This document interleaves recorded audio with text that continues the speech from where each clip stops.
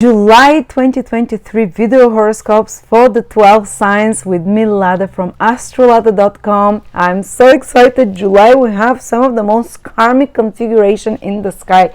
Pluto, which is considered the planet that governs the evolution of the soul and the evolutionary path, and the most karmic and fatal and fated events will square the karmic nodes, which are considered the north node is the true north of the soul, the new karma soul has to create. The south node is the past karma soul has to create. So some very pivotal fated karmic events will happen, like the universe is no longer waiting for you to make up your mind. It's giving you consequences of your actions and is realigning you to the path that is most appropriate for your soul, whether you're ready or no.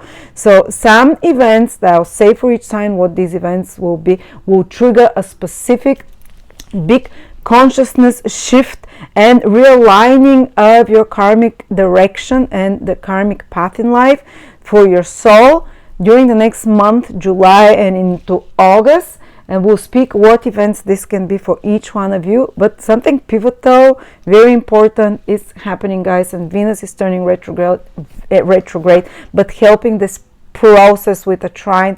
So I'm very excited for this month. And before I start, Nikola Stojanovic, my past teacher, the late Nikola Stojanovic, his books are still not out. His daughter is trying to publish them. He's the most genius astrologist who ever lived. But we're releasing all his courses, 9 courses, for a discounted price, or you can choose just 3 of his courses in a package and get them. This is part of my Lada's Top Picks that continues the whole till October 2023, where I recommend you the best astrology courses and the themes. And Nikola Stojanovic is for everything. I mean, if you want to do astrology like a magician, like a psychic almost, check out those courses. I cannot recommend them enough. And of course, I do Q&A live once per month for each group till October. If you have questions for every new package of course, I recommend. So thank you. Let's begin July. Hello Aries, this is your July 2023 video horoscope for anyone who has their sun, moon or ascendant in Aries. It's a big month because the north nodes is moving into your sign and it will stay there for the next 18 months. The last time the north node was in your sign was about 18 years ago. 2003, 2004 approximately. That's very rare. And the nodes are meant to really, when a node, it's called the karmic node for a reason, because some of the most important karmic events start happening when the nodes are in your sign. And this time will be the north node, which is considered one of giving you something material, increasing your lustful life. You can become very desirous or very kind of hungry, ambitious, motivated over the next 18 months. I don't know, for some of you might happen immediately now from July, from around the middle of July, the nodes shift signs. But when you have for the next 18 months, year and a half, the nodes in your sign, it means that the eclipses are happening on the axis of Aries. And that's one of the biggest changes in life happen. Eclipses coincide with marriages, divorces, births, deaths. I mean, changes of career. We're talking the biggest life changes. So exciting times for you, Aries. The next 1.5 years, you will have a lot of surprises and eclipses. And not immediately from July, I'm not saying that, but definitely for over the next 18 months, the nodes will shake you up. And the north node in particular, when it's in Aries, it gives this insatiable desire for success, this insatiable desire for more. The north node is symbolized by the head of the dragon, and the head of the dragon is cut from the rest of the body, so you can never feel satiated. So the north node wants always the most prestigious, the best, the highest. And it's known that when the north node activates us, we can be thrown into positions that are way above our social standing or our skills. So we call it something like frog leaps, or like a trampoline effect, where you're not ready yet for the top, but you're not taking the roundabout way, the lawful way, which is more Saturnian, to get to the top. This time you're getting on a elevator to the top, or like snakes and ladders. You're getting on a ladder to the top, even before you're ready for it. For some of you, so even the exciting things, because when the North Node passes your sign, it tends to give you something. So it can give you position, status, money. It's usually something material that we people, humans, usually desire a lot. Or sexual as well. The North Node symbolizes all those material things that we think will make us happy, but actually, when we get them, we want more, and it's never enough. But Rahu will give you now. So it's almost like be careful what you wish for over the next 18 months, Aries, because you might just get it. And it's like when the universe tells you, okay, you receive your desires, but you know, we cannot tell you what the consequences will be. You will have to see them for yourself. So as I said, there might be sudden promotions, expansion. You can finally feel more motivated or driven, or you can feel more hungry for life, lust for life, for achievements, and all of those different things. Sorry, I'm sitting in a bit uncomfortable position here. And so what, but again, it's a gainful. The North Node is gainful. Yes, it shakes you up. Yes, when there is an eclipse on your sun or moon or ascendant over the next year and a half, some big things can happen, like birth of a child, the end of a family, beginning of a family, end of one chapter, beginning of another. But it's exciting and you gain something. And it's very much, this North Node in Aries wants to teach you on the psychological levels independence, because that's what the first house is. How to be, say if it's your ascendant that is in Aries, that the North Node is transiting, it will want to teach you how to, because the South Node will be transiting your seventh house, and South Node is a point of karma where you release the finished karma, while the North Node is a point of creating new karma for the future. That's why there is this hunger there, doing something new. The North Node is new energy, like spring. So there'll be a lot of new things in your life that are coming, that you're doing, that you're excited about. While the old things tend to come to you through the others. So it might mean that the South Node in the seventh house can indicate that you have to do with some past relationships, something connected from some, maybe sometimes someone can return from the past, that there is unfinished story there. Again, it's not immediately from July that this will happen, but it's a prediction almost for the next 18 months. There might be some unfinished contracts that you have to deal with. And the South Node usually indicates something from the past coming back, and it's coming to you from relationship, from contracts, from agreements, the seventh house. But it's coming so it can be completed. It's coming so you can put like so you can finish that. So for example, there was no closure in a relationship. The South Node in the seventh house can make you think more about the past or relationship, can make you even meet this person again, and you see them and you're like, that's who I've been grieving. Oh my God. And you're free from it, because the ultimate energy of the South Node is moksha, liberation, to liberate you from the ties you have to this person, to this contract, to this agreement, seventh house rules of all of those things, to this negotiation, to this trade. So there might be the ending or dissolution of contracts, agreement, relationships, marriages, or any kind of agreements you've done with someone, or partnership, business or personal, that have finished their karmic importance for you and their karmic validity. While at the same time, the South Node removes barriers towards relationships. It's not going to create problems in your relationships. The South Node only shows when something has fizzled out. So whatever is removed from your life, like a contract, promise, partnership, right now over the next year and a half, it's because it has no longer any growth for you. It has no longer any, the karmic contract is finished, so to speak. So there is, of course, this can indicate certain shakeups in a relationships, but usually it does not mean that you cannot create relationships. It does not mean that you cannot have new contract agreements, collaborations. That the South Node does not ban those things.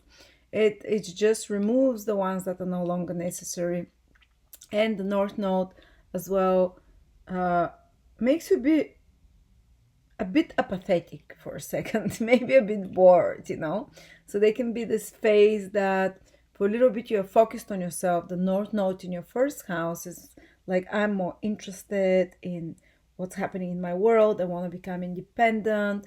I want to achieve my goals, my dreams. It can correspond for a woman, they become single for a time. So they work on this first house, my goals, my dreams, myself, my appearance, my body. They can become very passionate about looking better now if you're Aries. Aries rising, Aries sun.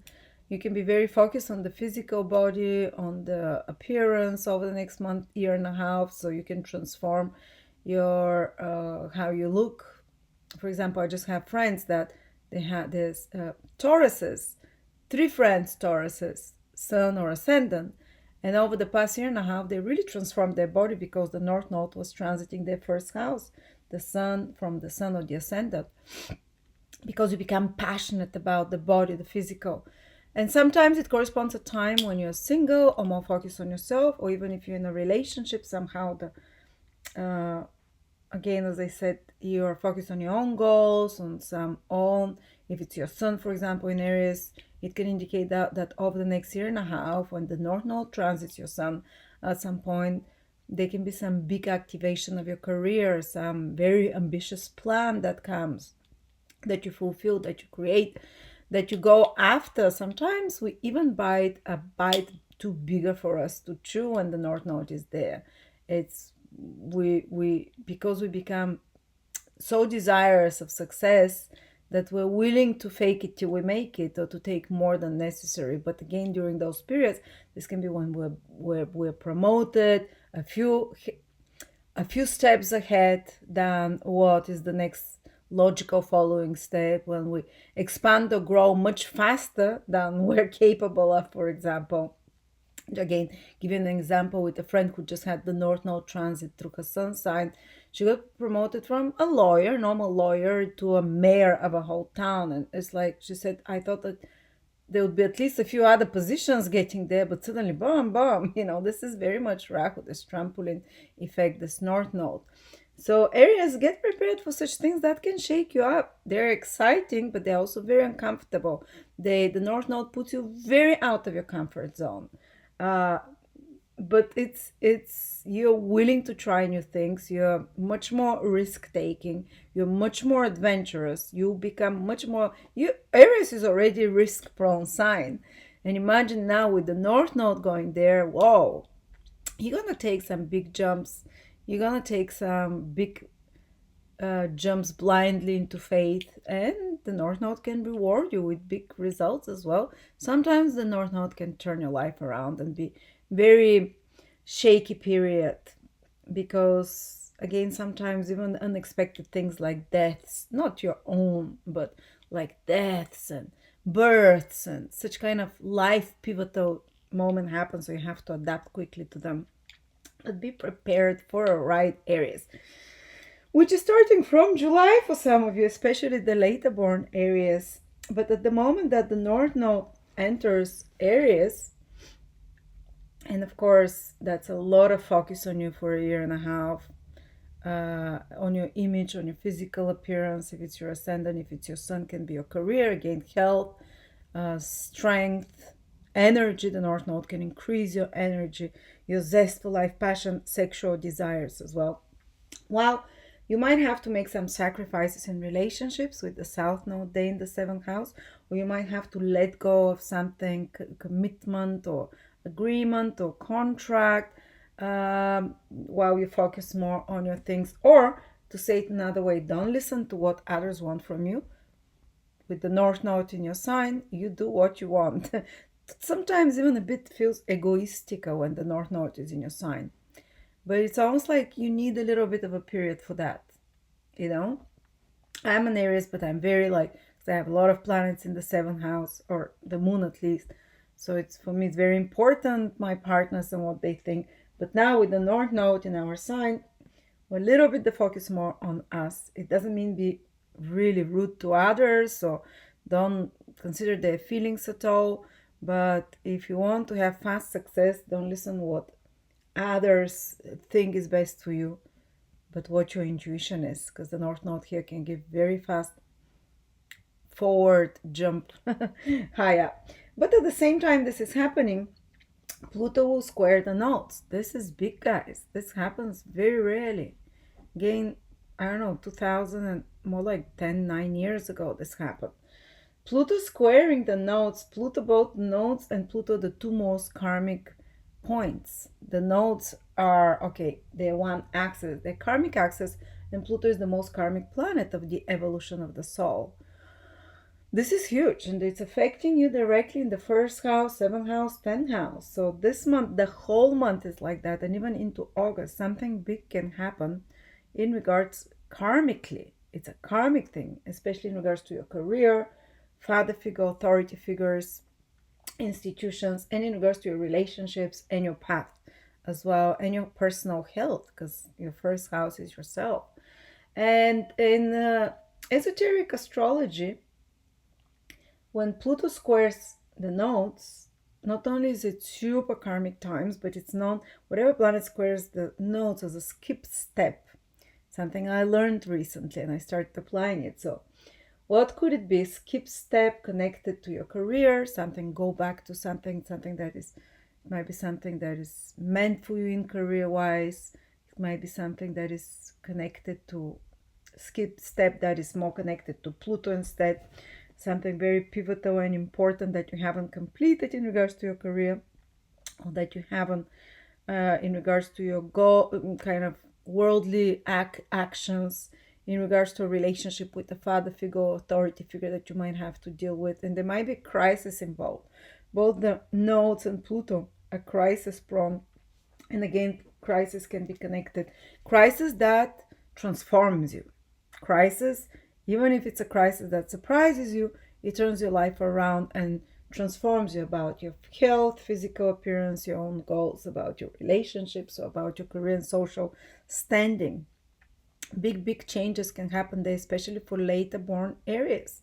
Those that, 20s, born on the 17th, 18th, 19th of April, or 27, 20, 26, 20, 26, 27, 28, 29 degrees of Aries. But all Aries to watch out for this. And they can be a skip step connected to Pluto. What can Pluto skip step feel like karmically? Looking something under the surface, incorporating big transformation, big like shedding of the skin that is required from you, especially in regards to your public image, in regards to your actions, the 10th house rules actions, in regards to your health, in regards to your relationship, some shedding, some deep transformation, in regards to your commitments to others, or decisions that you made for yourself in your own life. So all of those, they can be a huge transformation crisis that leads to transformation there, and digging deeper and changing something. And when Pluto makes a change, it's for life. It's not something superficial. So especially the later born Aries, watch out. Now, one thing is really helping though. It's Venus that almost the whole month stays very close to the degrees where the nodes go. So what will help this karmic path, this new karmic path that you're starting? What will help this karmic dilemma, let's say, because Pluto is squaring the nodes in your first house the whole month? What helps this dilemma is Venus, which is sending a trine from your fifth house. So kind of self-love, that's one meaning of Venus in the fifth house. Kind of find time for romance. Maybe a romantic partner can be helping in those transformative and big, changes. I don't know, even if it's in your personal relationship, some crisis, there might be someone else like a romantic partner who might be helping. Or it can be your children that a source of happiness, that a source of uh, healing of some sort, that Venus is making this trine that can stabilize or that can help you solve the dilemma, or that you do those big transformative changes in your life. What helps you do them is this Venus. So either because of your children, because of your love life, because of love of yourself, because of better quality of life if you want, and good nutrition. Venus rules nutrition. Venus rules anything that is natural, healthy, that can be helping you with that. And having fun, entertainment, it's in the fifth house, can be a source of what makes you happier. Plus, Venus turns retrograde on the 23rd of July, will be retrograde till the rest of the month and the whole August and into September. You can reconnect with past loves during that time. Again, there is this theme here. You can have fun times with people you haven't seen for a while, that are close to your heart. There is big heart connection. When Venus goes retrograde, you can reevaluate a romantic relationship. Is it maybe there is something more you can do to feel more loved and connected? Maybe something can change. A child can bond you more, for example, but something will change in a romantic relationship. Or if there is any problems in a romantic relationships that you've been bearing, they'll become more obvious now. And that can make the relationship much better if they're addressed in a loving way, or if they're addressed in a way that is both sides accept those changes that they have to happen.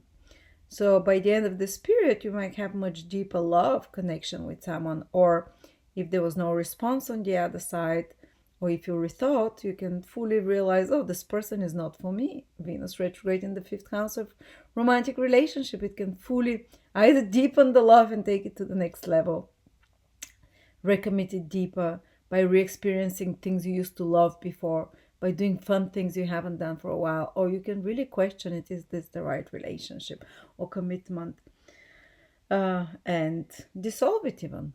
But the Venus retrograde in the fifth house can be a great time to do fun things and loving and things that you enjoy that you haven't done for a while. Get in touch with their inner child.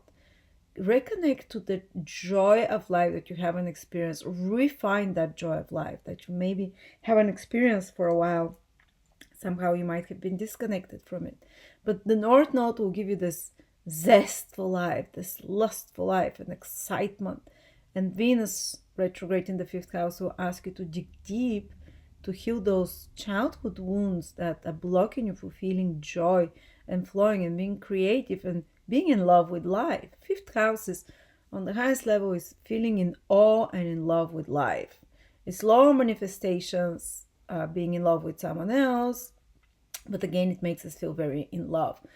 Being creative as well is another manifestation. So Venus will make you dig deep when it goes retrograde to rediscover your creative potential, to reconnect with this joy.